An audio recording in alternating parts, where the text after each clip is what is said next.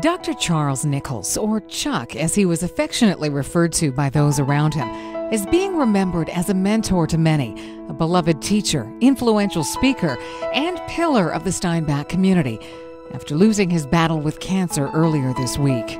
A large portion of his life was dedicated to his teaching career and worldwide mission work. He also had a special passion for youth and a genuine connection and understanding with his students, many of whom credit Dr. Nichols for their own successes in their professional lives. Garth Friesen is a professor of youth ministries at Steinbach Bible College and recalls his first impression of Nichols when they first met in the early 90s at Red Rock Bible Camp. He was our staff camp speaker. He's just this down-to-earth guy that just breathed life into people. Enthusiastic. He almost bounced as he talked. I mean, it just super encouraging, just wanted to get to know you for who you were. And so there was no pretentiousness or, he was just down to earth. It was great.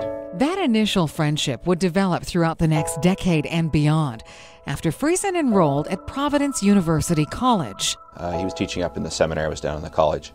And so we would bump into each other, occasionally. And again, always super encouraging, just wanted to know how you're doing. I was studying youth ministry at the time and continues to be involved in youth and camp ministry. In the late 90s, Friesen and his wife Wendy took an opportunity to work at a ministry camp in Ontario. Not long after, they returned to Manitoba after Friesen discovered a renewed desire to further pursue his studies.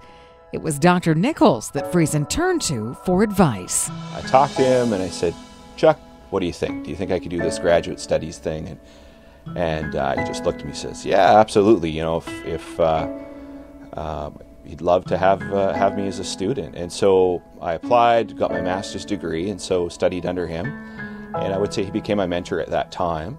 Aside from being his mentor, Friesen also credits Dr. Nichols for the career path he would eventually follow. My last year of studies, he came up to me and he said, "Garth, I've got a great job for you." And I kind of looked at him, "Okay, what kind of job?" "Teaching youth ministry at a Bible college." And I'm like, "Whoa, I'm way too young for this. Why would I, I like doing this camp thing and youth min thing. Why would I teach?" And then I asked him, like, "Do you think I can do this?" And he looked at me and says, "Yeah, I think you can do this." And then he paused. He said, "No." At that point, my heart kind of dropped. He says, "No, I know you can do it." And I guess that's sort of been that affirmation that I needed to step into this role, and I've been doing it for the last 11 years. He kind of captured well, there's that famous quote by William Yeats, which goes something like, "Education is not the filling of a pail, but the lighting of a fire."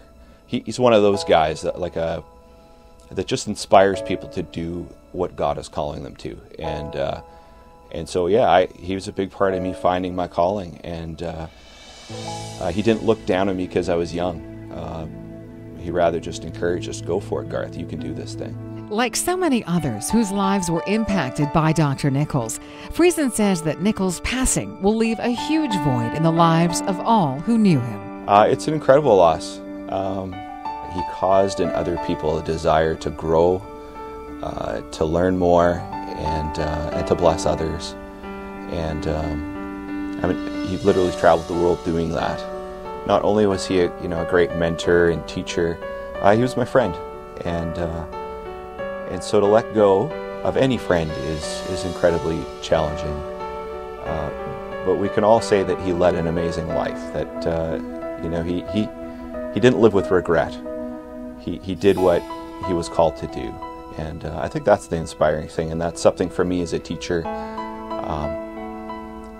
Just because I don't necessarily fit that regular mode of being a teacher either. I have a hard time, sitting behind a desk. I want to be out there serving, making a difference. And that's the kind of thing that Chuck emulated as well. He was out there serving. He wasn't just teaching. He was living that stuff out. For Steinbach Online, I'm Karen Black.